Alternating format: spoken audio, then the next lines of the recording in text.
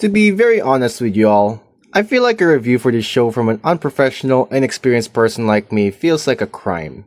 Like, I know there are lots of other things that are going on aside from the things in the surface level that I just don't see yet, but I still did try my best and put a lot of research into this Netflix series review. I rewatched all the episodes, old and new, noted opinions from my Discord friends who have watched the show, then pairing or contrasting them with my own opinions and thoughts. But even after all that, I still don't think it's enough to justify just how lovely the Creature Cases is. And this is probably one of the most unique shows about detective thrillers and animal fun facts for kids out there. Or maybe it's because I'm also a sucker for cartoon detective thrillers like Geronimo Stilton, if you consider that show as such, but I'm sure others can relate as well. Also, maybe there's some other show out there like this one, if not better, that I haven't seen yet, but who knows. Please comment down below if there are some that I just haven't seen yet. That would be very appreciated. When Netflix first put this show on my recommendations list, I was immediately hooked when I saw the preview for it back when it was still new in 2022. And it genuinely did not disappoint. In fact, it was genuinely the only Netflix recommendation that I actually cared to watch so far. I was in love with this show after its first episode, and during that time, I would binge watch 2 episodes every morning before I go to school in the afternoon, up until I finished all 23 episodes of the first chapter. It was that good, let me tell you all. I genuinely did not think I was motivated enough to just go and write a script about my opinions on Creature Cases, and yet here we are. But what exactly did I find interesting about this show aside from the points I made earlier? And what exactly would be my most formal as possible review of it? All that and more in this video. Many spoilers ahead, so get spoiler warninged! The Creature Cases is a Netflix exclusive series. I mean, it was exclusive up until the first chapter's episodes became readily available on Nickelodeon back in July of 2024. Anyway, the show was created by Gabe Pulliam and produced by Sony Pictures Television Kids. And here's a little fun fact.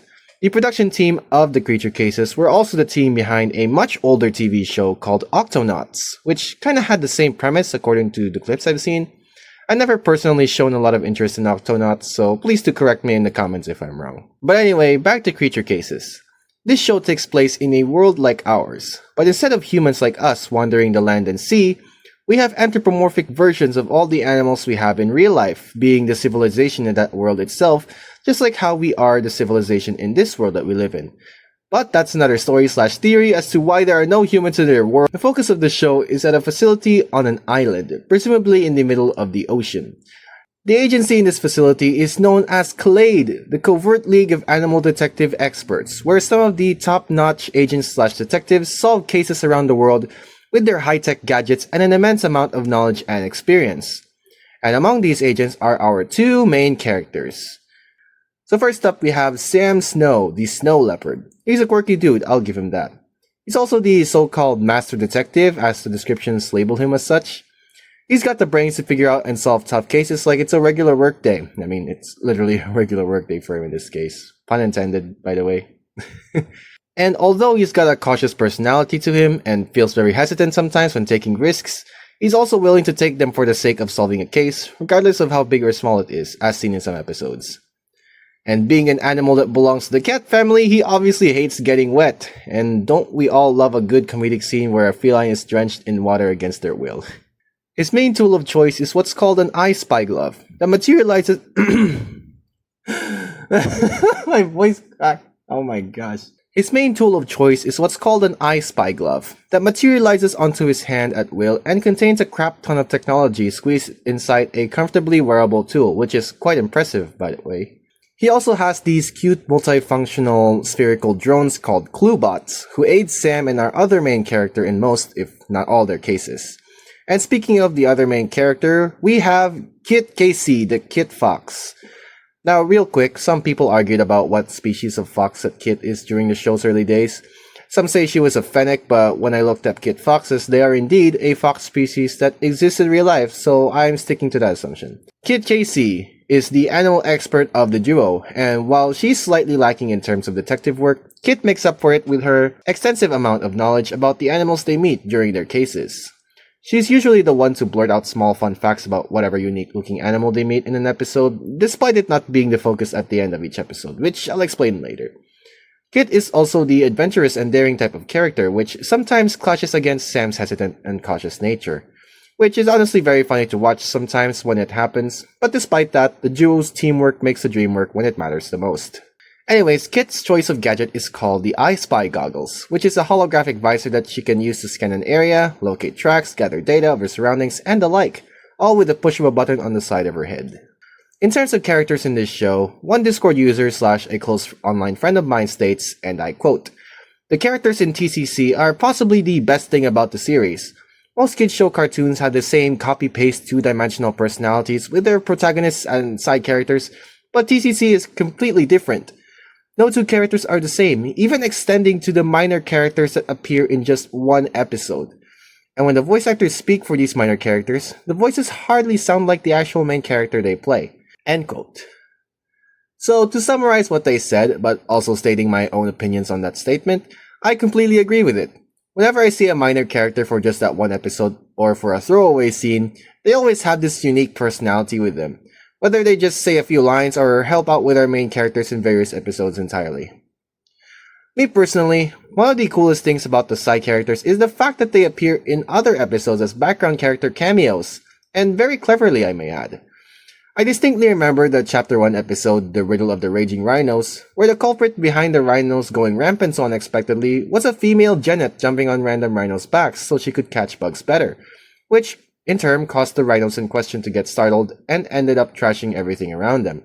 Then, in a later episode, The Missing Mole Rat Princess, still in Chapter 1, when Sam and Kit question a lizard at an Oasis bar, we can see the exact same genet running the bar. The same fur pattern, same outfit, same everything.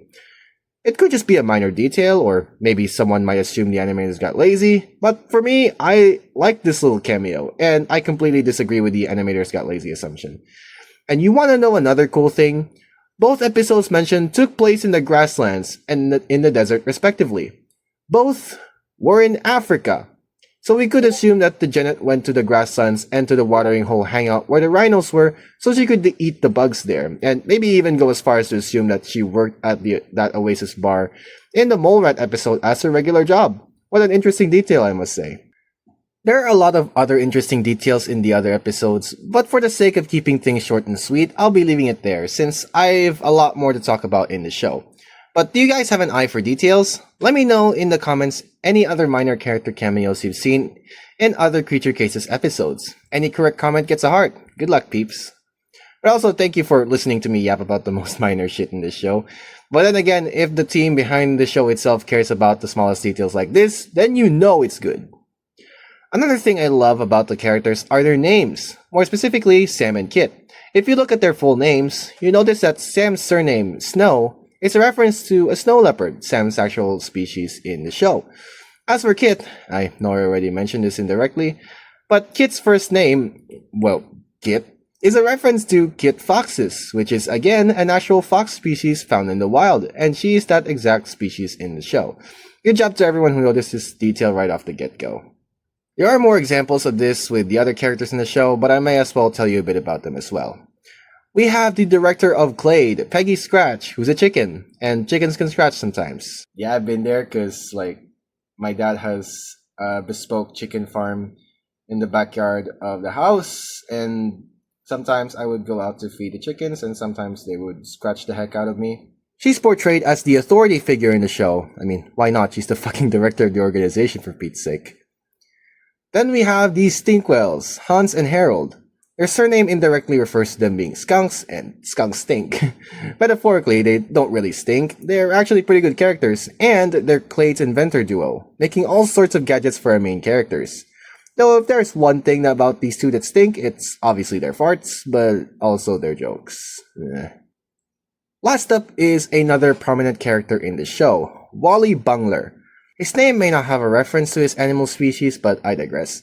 Anyway, he's a flying squirrel and a self-proclaimed nature ranger who randomly appears wherever Sam and Kit are in certain episodes. He usually serves as a comedic relief character, but he also helps the detective duo in certain situations, whether directly or indirectly.